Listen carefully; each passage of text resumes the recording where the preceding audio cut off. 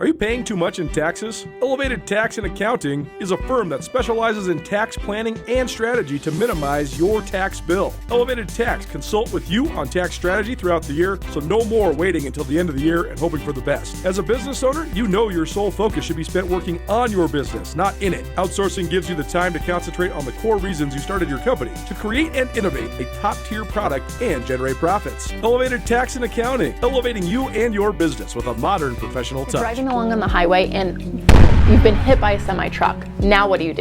You call your Montana attorneys, Ryan and Miller. We have the expertise to help guide you along in these specific types of accidents. So these are the 3 steps that you need to follow. Number 1, make sure that the police are called and that there is a report of the accident. Second, make sure that you're getting the medical attention that you need and following up with your doctor.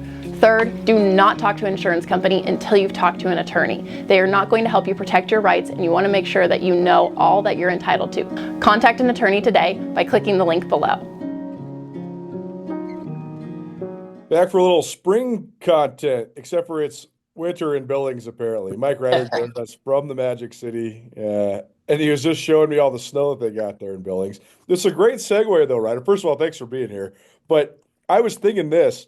Montana State's indoor practice facility isn't quite done yet, but what a great deal it's going to be. But they do have other places they can do some stuff indoors now, which is such a huge help. And I was thinking this on the Bobcat Pro Day a couple weeks ago. These guys got to run inside. And I remember I harkened back to like 2011, a couple of years after you graduated. Yep. A snowstorm hit the Pro Day, and it like ruined Elvis Akpla's NFL chances. Because he ran in like 3 inches of snow. It ran like a 4.65, even though he's like a supreme athlete. Jason Cunningham couldn't make a kick. And all I was thinking was, man, the indoor practice facilities, like, this is what it's for. This is how it helps guys out so much. So just interesting. I'm sorry you're dealing with the snow over there, but it's a good segue to this. Yeah, no, it's the truth. And, these FCS guys, you really do kind of need every break. And not to say, was Elvis going to make it, or was Cunningham gonna, kick in the NFL? I don't know, but boy, it sure doesn't help when you can't perform at a pro day. It's pretty easy to move on, and so really cool that they're getting that moving, and these guys are having an opportunity to train and showcase their skills. It's good for both Montana State and for the Grizz too, that are also obviously rolling with their indoor. Especially when there's Montana kids, it's cool. They get to show off a little bit, man. It's important. They get to get their last crack at it and see if they can't make a roster. One of the really fun, there's a lot of fun parts about doing this for a living, but there's one of the most fun parts is seeing guys go through the whole process of their entire college careers and then getting a shot. I just love Pro Day. Bill Lamberty was making fun of me. He's like, why are you so obsessed with this? And I'm like, because it's this pivotal moment where you get to see if you're good enough or not. And if you try your best and you don't quite make it, that's not a failure. That's as good as you can do. But you need to, a lot of these guys, they need to know, are they good enough or not? But I think we've sort of exited this. There was like this lost time period, because there was a couple guys on that 2019 Cat team, specifically Mitch Brott and Braden Conkle, who I thought had a real shot. And then guess what happened? 2020 rolls around, COVID happens, there's no pro day, and those guys are just like, well, we're moving on with our lives. We don't have time to sit around and train for 2 years without playing football. And I think that had a domino effect for a couple years, where then there wasn't as many guys getting chances. But then the Troy Anderson effect happens, and now all of a sudden, scouts are showing up in Bozeman for pro day the last couple of years. And this year, a ton of scouts showed up, and those guys balled out as hard as I've ever seen before. What'd you think of just some of the numbers you saw out of Montana State's pro day? Yeah, I mean, you hate to just jump right to Tommy and what he accomplished, but my wife and I told her some of the numbers. I mean, 4.39, and Wayne, what was he, 210, 208, something like that. Yeah. And then you look at the pictures, and I show the pictures to my wife, right? I mean, and you're just like, he literally looks like he's been carved, right? Like, I mean, it's just. You're just like, that's what 3 months of just putting every egg in that basket and just, seeing those guys showcase their skills and be able to do what they did.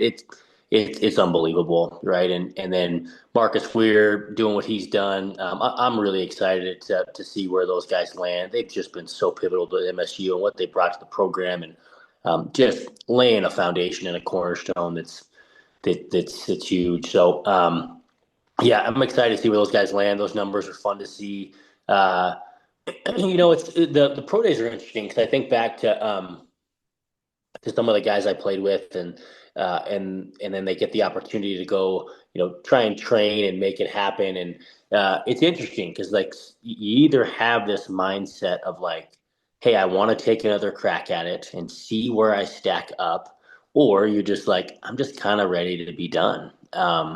And so it's cool to see those guys that just are like, look, let's just see what happens. And look, it may not be the NFL, but nowadays there are so many opportunities. There's the CFL, and then you got the USFL or whatever's going on. Like there are some opportunities to be seen and to try and extend your football career. And so it's good for these kids to try and see if they can't make a name for themselves and prolong their career a little bit.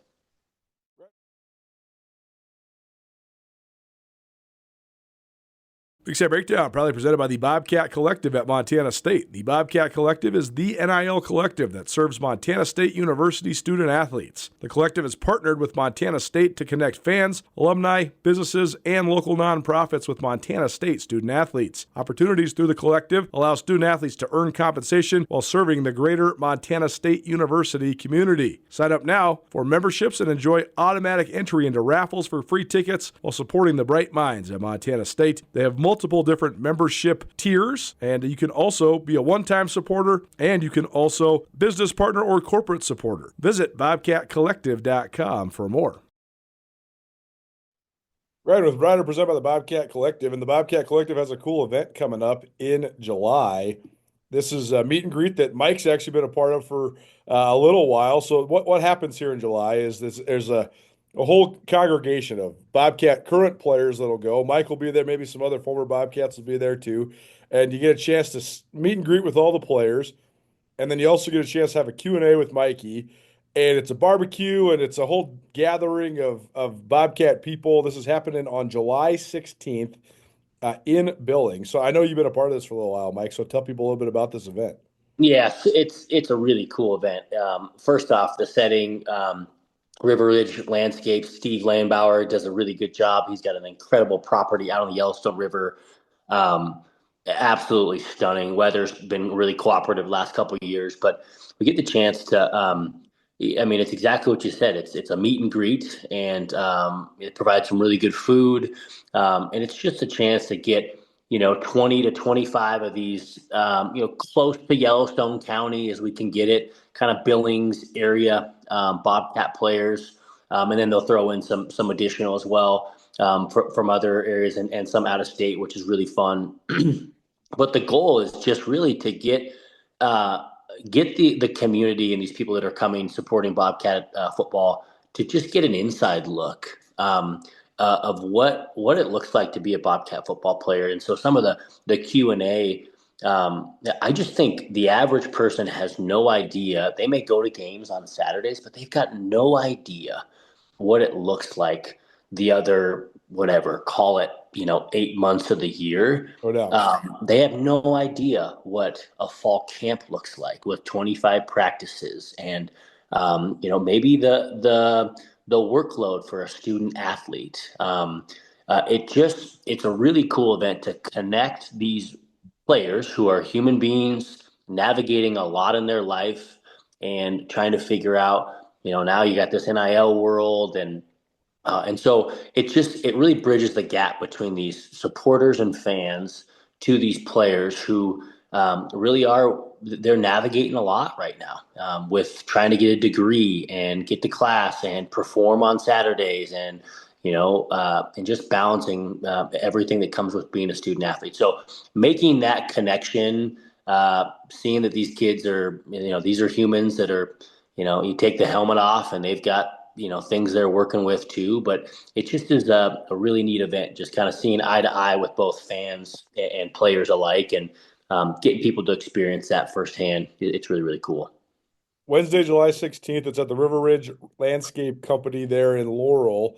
You can find more information about this at a variety of different places, including bobcatcollective.com/ Billings Barbecue. There's a whole list of players that are going to be there. They have that on the website. Headliners include Taco Dowler, Paul Brott, Adam Jones, Julius Davis, and then a whole bunch, as Mikey mentioned, guys from that area, guys from Red Lodge, guys from Eastern Yep. Montana in general. So check this out if you can. It's going to be a fun event. And if if the schedule is conducive, I'm going to make it over to the Magic City as well because this sounds like a fun deal, certainly. But we appreciate our friends at the Bobcat Collective for their continued support of us here at Skyline Sports. That's an interesting fold too, Mikey. I was thinking about this the other day because Bobby Halco, I know you did a brief stint working for when he was at UNLV.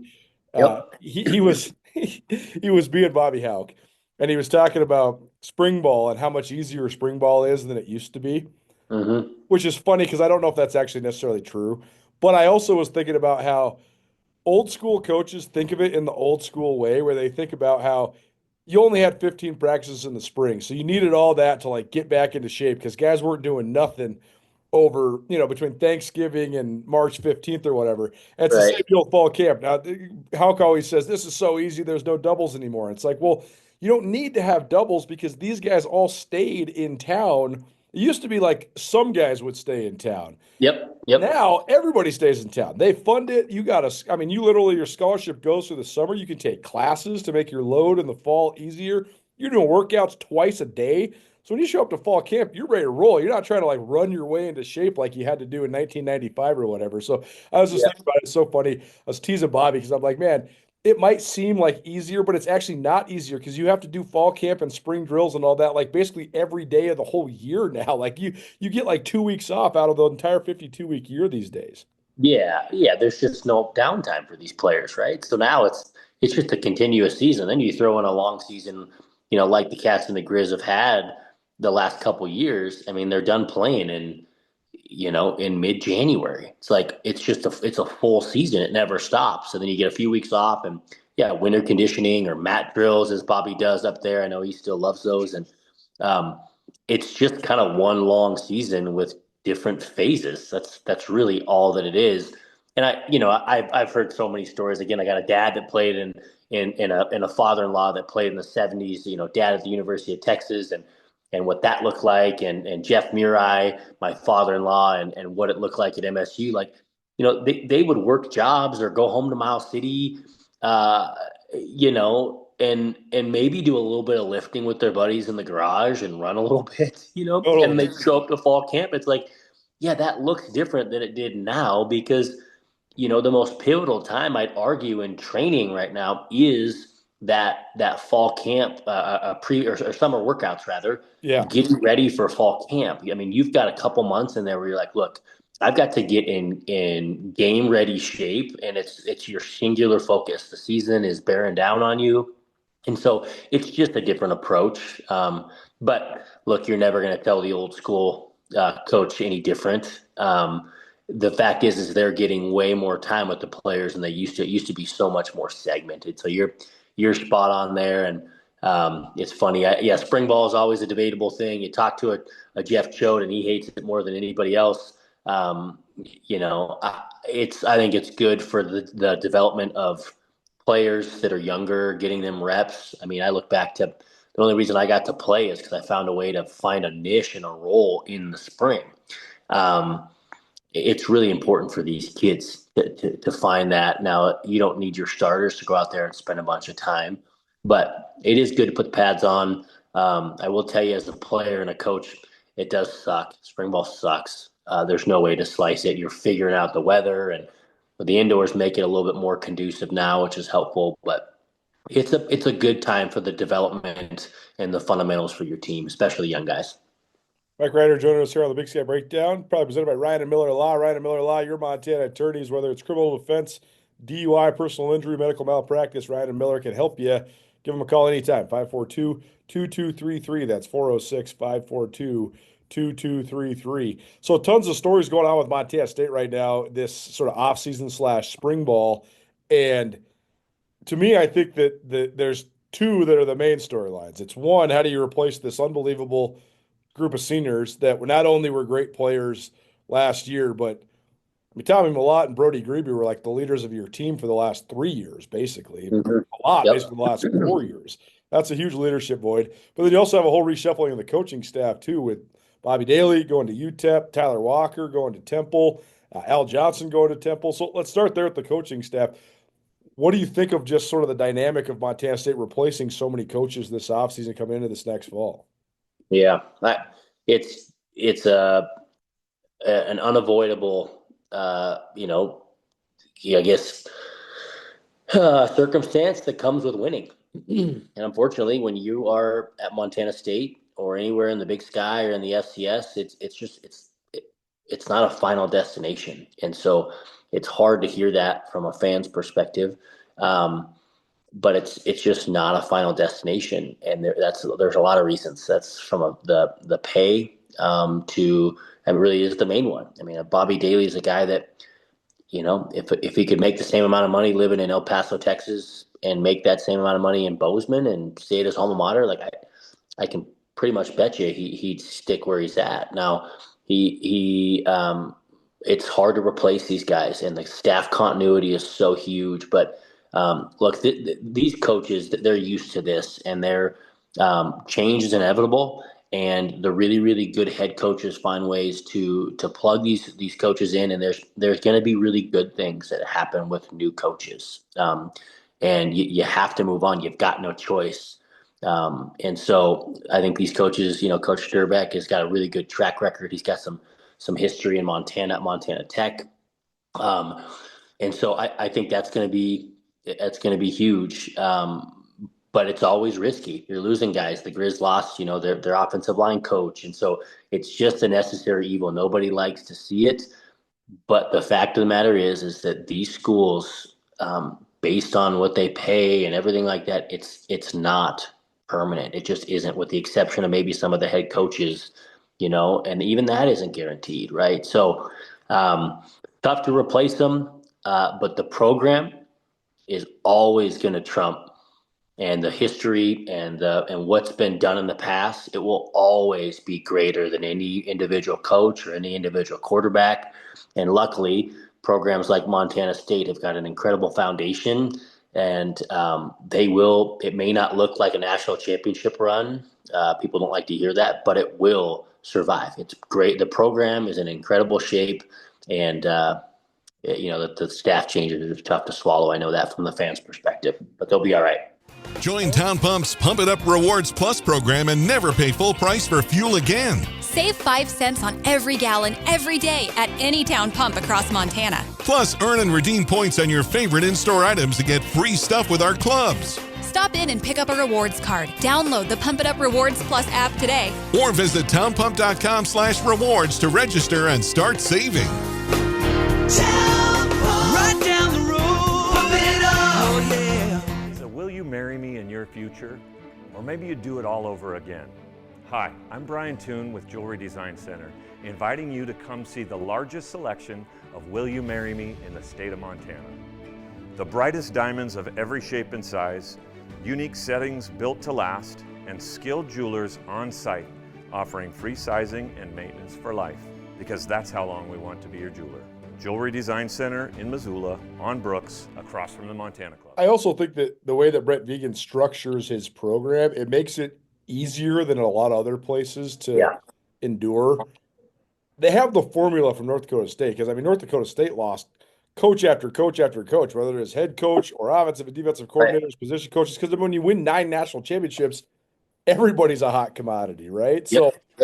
So Vegan does this by such a specific. Sturbeck was sort of the exception to the rule, because he brought him in from outside and gave him a prominent position right away. But you have to think that was because he had that name in his mind for a long time, for if and when either Housewright or Tyler Walker was to move on and move up. But other than that, he does a very sort of meritocracy type of hiring. Promote the guys within. So Sean Howe gets the defensive coordinator job. Jody Owens gets moved back to his natural position of linebacker. And then you go hire sort of the more entry-level job, but then you get those guys in the system. So I think that eases it a little bit, because you have sort of a hierarchy of earning within the staff in terms of like the position that you have and being around each other. And then the other part is that you're running the same systems.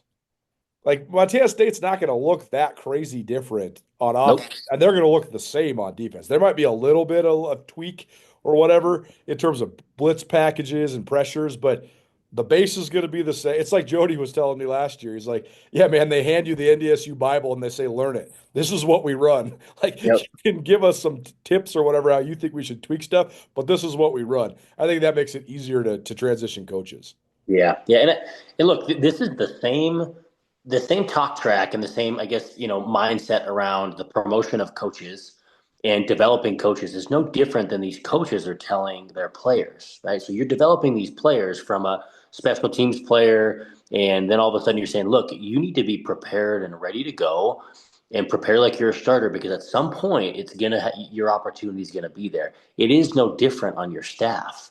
You're developing these coaches. You're giving them more responsibility. They're going to do professional development. As a head coach, that's your job to make sure they're developing. And so now, like you said, insert the next guy, and it's kind of the next man up mentality, and it happens on the coaching staff too. And don't get me wrong, there's times when it makes sense to find somebody from outside, and it's no different than the transfer portal, right? Like maybe you feel like, look, we've developed, name the guy at a position. We've tried to get him developed. Is he ready to go? Is he ready to be the guy? Well, if not, we probably need to maybe find a transfer. You know, I'm not saying was the mindset around the offensive coordinator role, but like, hey, do we have somebody on our staff that's ready for that? If not, uh, let's look. It's better to promote within for continuity for so many reasons. But if we have to go outside, here's what it looks like. So very calculated. Coach Vegan, he's just proven to be an exceptional hire of staff members. Like he clearly empowers guys, puts a lot on their plate, demands a lot out of them, develops the crap out of them, but he evaluates coaches really well. And you can just see that both offensively and defensively with the success that the Cats have had over the years. All right, when it comes to then replacing that senior class, where do you start and what's harder to replace the sort of the leadership and spotlight that those guys were able to absorb or the actual production on the field? Yeah, I think, man, I have such an interesting perspective on this. It's, again, this is being, I guess, on the media side, this is so, it has to be talked about because it is hard to replace. Um, but this happens in every program every Yeah. year. Yep. So what's going to lend to the development of your players? Are you going to, I mean, Tommy Malott being the starting quarterback, everyone's figuring out what are we going to do at quarterback, right? What are we going to do after Daenerys McGee leaves? What are we going to do after Dakota Prukop leaves? And again, don't get me wrong, it doesn't always work. Sometimes you're struggling at the quarterback position or name it. But uh, to me, this is going to sound silly, but what it all boils down to is the development of your players. And where does most of the physical and mental and leadership development take place? I believe wholeheartedly it takes place in the weight room and with your training with your strength and conditioning coach. I believe that, and I'll never shy away from it. I look at a guy like Sean Heron. His job, yes, is to make guys bigger, faster, stronger, but to prepare them mentally. And that's coupled with good coaching, like we've talked about, and continuity in the coaching staff. And I think Coach Vegan has done a really good job. You put those two things together, the strength and conditioning, the mental, you put it together with the coaching, and you've hired good guys that are really good teachers and good motivators, that you're going to have Brody Greavies that are developed. We don't know who they are right now, but they're in there. They're in there because the foundation is so strong. You go to other programs where it's like the foundation hasn't been good, you probably worry a little bit. You got to trust in the foundation with a guy like Coach Heron, and a track record for hiring really good coaches like Coach Vegan has proven. And it's tough to replace. It's tough to replace the leadership, but that stuff will come. And next year at this time, you hate to say it, but you'll turn around and be like, well, look at that. We got somebody else that can, they can make tackles from the free safety position. We missed Rylan Ort, right? But look at that. Somebody's been developed. And there still be holes, certain spots, but it's a hard thing, but time moves on and fans forget. You look back and you admire people, and they'll be in the Hall of Fame, and that class will be in the Hall of Fame. But you don't have a choice. You gotta push forward and move on, and it will be challenging to replace those guys. But confident based on Sean Heron and Coach Vegan and staff, we'll be in good shape next year. Cash One Pawn has the most extensive inventory of any pawn shop in western Montana.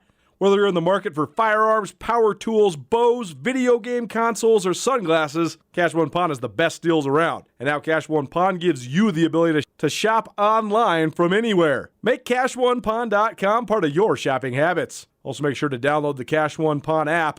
Cash One Pawn, Missoula's premier pawn shop, located on Roller Coaster Road on the way to the Y. The quarterback specifically it's the easiest thing for fans and people to consume. Yeah. It's actually sort of crazy because Montana State has had this unbelievable string of quarterbacks over the last 20-something years. Travis Lulay, Denarius McGee, Dakota Prukop, Tommy Millott.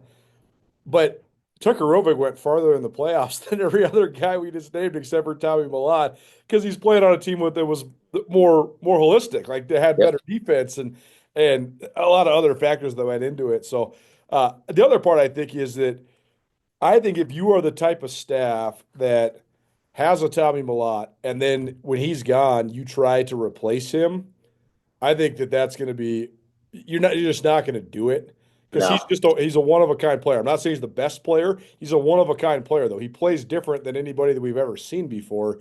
I mean, evidenced by the 4.35 in the 40, right? The guy's a freak athlete, but he has limitations too, and all these different things that go into it.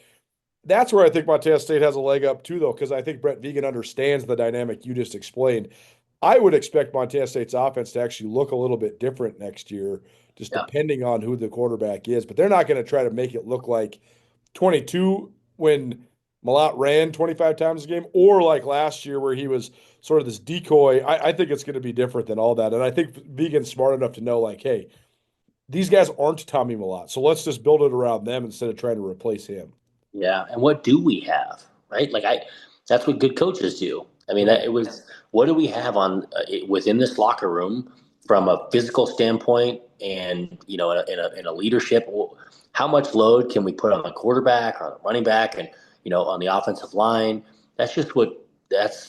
What good coaching staffs do, and then you get everybody on the right seat on the bus, and I think this staff is equipped to do that, and it sure helps when you've got really good players, and there are really good players in that locker room. They've recruited well, and they've been developed, and so it'll be interesting to see how it all takes shape. And there's a lot of guys that have played a lot of football. Some on the offensive line, defensive line, but you got to trust in the process that guys are getting developed, and that when their number is called, they're going to be ready. And it's just the nature of everything. It doesn't matter. It's just people step up and rise to the occasion, and they'll be household names in a year from now. They will be. That's just a fact. That's how it works. Taco Dowler, Billings West, it was just like, okay, well, he kind of had a role, and yeah, he's a punt return. And now, he's probably the most popular guy in the state of Montana. It's just, it's how it is right now. Junior Bergen was the same way. Yeah, he's a good player. Billings Senior, awesome. And then before you know it, it's like,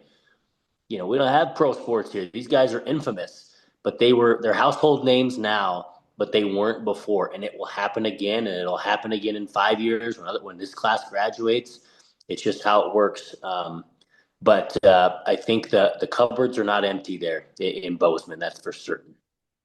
Big Right there, probably presented by Elevated Tax. Elevated Tax, elevating you and your business with a modern professional touch. Want to save money on your taxes next year? Visit elevatedtax.com. All right, last thing for you then. What do you think is the most important part of this spring slate of drills? Is it developing guys? Is it bringing guys along? Is it finding new leadership? They have, like you just said, I totally agree with you, by the way. I mean, they lost so many guys from last year's team. They also returned so many guys that are proven. I mean, the Lions are the greatest example of what we're talking about, right? You lose all these guys, but it doesn't matter because you bring all these guys back. Like, I think they're going to be stacked on the defensive line next year. And I think the offensive line has a chance to be really good too, even with losing an NFL guy in Marcus Ware and a Power 5 guy in Connor Moore. I still think they're going to be really good on the offensive line, probably best in the Big Sky again. So personnel wise, I agree. I think they've done a great job recruiting. They got great depth. From Yep. just a sort of program development standpoint, what's the most important part? Is it as many reps for guys as you possibly can get? Is it position battles? Is it the hierarchy of leadership? What's the most important thing for this slate of spring drills from Montana State? Yeah. Gosh, I'm gonna probably sound like I mean, like put my coach hat on. Sometimes I can't avoid that. I think number one is the development of your young players. How you have to see who can you trust on the field. You're going to put them in game like situations. Who can you trust? Because fall camp goes on, and that's kind of where some of the position. I would view that as like a position battle. That truthfully, yeah, you'll get a little bit of that in spring, but fall camp for true position battles, I think that happens the most there. Um, I would say the development of young guys and fundamentals is most important in the spring. Um, and then health. You want to be able to get reps out of people and high reps and see who you can trust and develop some depth and evaluate young guys. Who can you trust? But ultimately, you want to come out of there healthy. And you just see it too often. Guys get banged up in spring, and it's just that's the hardest part. So I would just say developing young guys, creating some depth. Who can you trust? And staying healthy.